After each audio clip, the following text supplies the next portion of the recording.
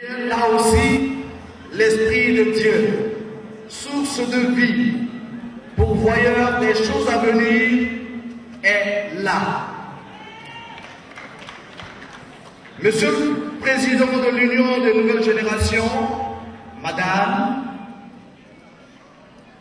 éminente personnalité, délégation de partis politiques, amis et frères, honorables invités, camarades, sous vos applaudissements, mon discours, dis-je, en ce jour mémorable du 22 novembre 2008, est très attendu.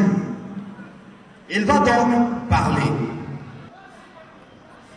Standing ovation pour le président Stéphane Guibré.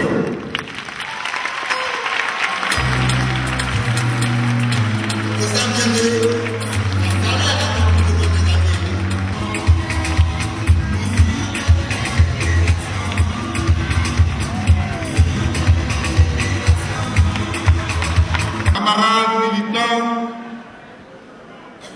et chers amis, je voudrais saluer les différents chefs. Recevez mes salutations.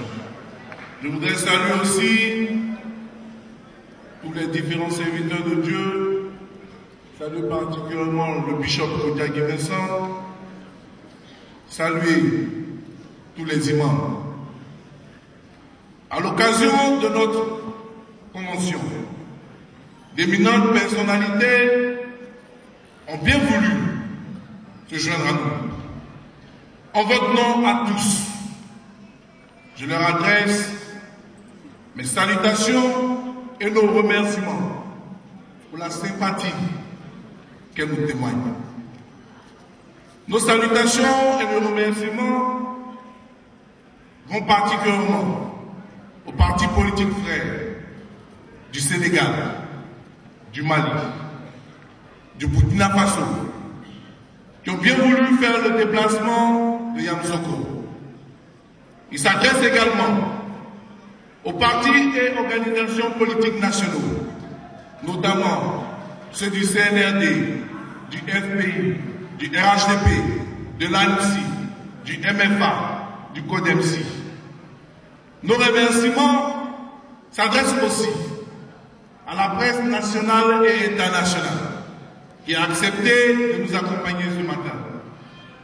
Camarades délégués, camarades militants, Ivoiriens, Ivoiriennes. Depuis mon arrivée ici à Yamoussoukro, j'ai pu constater avec une vive émotion que l'Union des Nouvelles Générations s'est enracinée dans le pays profond. Camarades militants, honorables invités, nous sommes ici ce matin pour parler de la Côte d'Ivoire de demain. Comme nous y invite notre thème, le thème de cette convention, qui est bâtir la Côte d'Ivoire des nouvelles générations. Je vais donc m'atteler à présenter notre vision de la Côte d'Ivoire. Parce que une chose est de faire de la politique et une chose est d'avoir une vision. Et notre vision va dégager par elle-même le profil du candidat de l'UNG. Comme nous le savons tous, chers camarades, notre Côte d'Ivoire a rejoint depuis décembre 1999 le cortège des pays désorganisés et désordonnés. Sur tous les tableaux, les indicateurs sont au rouge. Au plan politique, la politique politicienne a pris le pas sur les préoccupations que soulève le devenir des Ivoiriens. Il y a une prolifération du personnel politique qui a perçu dans la course au pouvoir un véritable débouché professionnel. On ne fait plus la politique pour servir un peuple, mais de nos jours, on fait plutôt la politique pour se servir et s'enrichir. Notre pays a ainsi emprunté les sentiers de l'intrigue, de la cabale et des querelles pour l'accession au pouvoir. Et cette soif du pouvoir a pris tous les raccourcis, y compris les plus anti-républicains, pour pouvoir s'étancher. Le coup d'État du 24 décembre 1999 en est la première illustration. Après cela, la rébellion armée du 19 septembre 2002, qui continue malgré les multiples accords, après avoir fait le tour du monde entier, a occupé encore une partie du territoire national. Elle continue de détenir notre économie. Que dirons-nous au plan social de cette Côte d'Ivoire? La qualité de vie des Ivoiriens a suivi l'actualité sociopolitique des dernières années.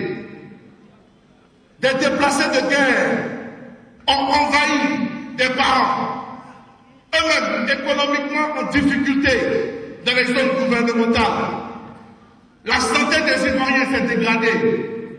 L'espérance de vie est passée de 55 ans en 1988 à 47 ans en 2003, alors que dans le même temps, en Asie, cette espérance de vie est passée de 43 ans à 47 ans. La mortalité infantile s'est accrue depuis 2000. Sur 1000 naissances en Côte d'Ivoire, il y a 89 décès, alors qu'en Europe, sur 1000 naissances, il n'y a que 3 décès. La séroprévalence du VIH-Sida pour les 15 ans et 49 ans est aujourd'hui dans notre pays de 10,5%, alors que n'allons pas tout loin, au Burkina, tout près de nous. Sur 2 personnes, sur 100 personnes, seulement 2 sont concernés par le sida. Notre éducation, chers camarades, l'éducation des Ivoiriens, qui était la priorité des priorités dans les années 1960, 1970, avec près de 40% des dépenses de l'État, aujourd'hui est devenue un vrai mirage. Plus de 50% des hommes, 70% des femmes de plus de 15 ans dans notre cher pays sont illettrés. Notre école ne produit aujourd'hui que des chômeurs qui ont trouvé comme stratégie pour pouvoir lutter contre ce chômage de s'essayer à la politique.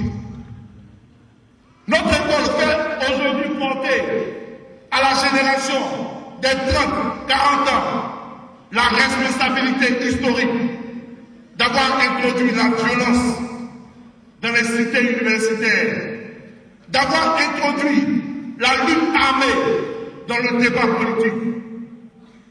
Dans cette grisaille, quelle est la place de la femme? La place de cette femme-là, dans cette société, c'est dangereusement compromise. Elle a une santé précaire. À cause des pratiques traditionnelles comme l'excision, les grossesses nombreuses et très rapprochées. Dans le milieu rural, la femme représente près de 60% de la main-d'œuvre agricole, mais elles n'ont pas la rémunération escomptée. Elles éprouvent les pires difficultés à accéder à l'éducation, aux formations professionnelles. Elles ne sont que 10% dans le secteur privé, 29% dans le secteur public. Seulement 5,9% d'entre elles occupent des postes de décision dans notre pays. Cette femme-là que nous venons de présenter, elle ne peut, de ce fait, être le partenaire idéal au développement que recherche la Côte d'Ivoire. Quel est le plan économique de notre pays? Au lieu de chercher à devenir un pays réellement en voie de développement, de nos jours dans notre pays, quand nous parlons d'économie, nous avons fait du programme des pays pauvres, très endettés, le PPTE, un véritable objectif économique. Nous voulons que dans notre pays, l'objectif soit que nous soyons considérés comme des pauvres. Est-ce là de l'économie? Le développement de nos entreprises. Nous avons priorisé le paiement de la dette extérieure et nous avons relégué au second plan, je dirais, cette dette intérieure-là. Chers camarades, notre économie à vocation agricole repose essentiellement sur le binôme café-cacao, qui fait 40% de nos exportations.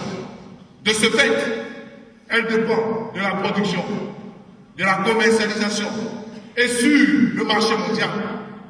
Cette situation affecte l'État, les acheteurs, les opérateurs agricoles, lesquels représentent 60% environ des populations actives.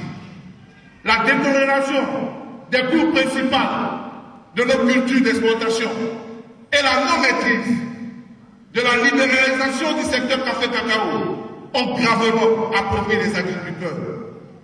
La récente crise alimentaire est venue nous rappeler que nos obligations élémentaires, c'est-à-dire produire tous avant et produire pour pouvoir se nourrir. Nous ne sommes pas autosuffisants en vivrier. Notre importation de riz se chiffre en centaines de milliards de francs CFA, alors qu'il existe des terres propices. Et notre jeunesse attend des programmes bien pensés pour relever le défi de l'autosuffisance de notre pays. Le secteur industriel ivoirien, fort de 350 grandes entreprises, de 4 000 à 5 000 PMI, souffre entre autres de la forte pression fiscale, de la fraude, de la contrebande, de la contrefaçon, de l'insuffisance des structures de financement de l'industrie et des PME, des difficultés de mise en œuvre d'une politique régionale d'intégration. Notre cher pays, la Côte d'Ivoire que nous aimons, est classé parmi les 30 pays les plus corrompus au monde. Voyons tout cela.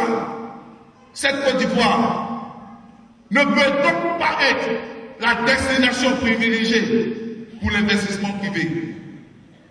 Gangrénée de la corruption et les contraintes au développement du secteur privé, notre économie bat de l'air. Elle est également handicapée par une justice qui a d'énormes contraintes.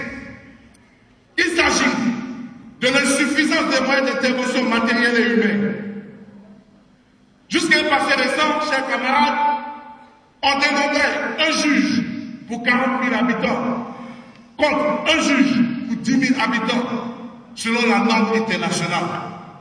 Le manque de magistrats spécialisés entame la crédibilité et les performances de nos juridictions, tout comme l'éloignement géographique des tribunaux limite tous les justiciables à l'excès pour pouvoir avoir accès à cette justice. La lenteur des procédures judiciaires prive les décisions juridiques rendues des effets escomptés qui constituent un frein à l'investissement. Camarades militants, mesdames et messieurs, camarades délégués, camarades frères de la Côte d'Ivoire, en un mot, comme ensemble, notre société est en déclin. Notre agriculture appauvrit les agriculteurs et ne parvient même pas à nous nourrir. Notre santé est mauvaise. Notre école souffre. Notre industrie va mal. L'avenir des femmes et des plus jeunes est menacé. Bref, il y a urgence. Il y a urgence et il faut agir vite. Parce que la Côte d'Ivoire n'a pas seulement un problème de désarmement ou d'élection, mais la Côte d'Ivoire a surtout un réel problème de développement.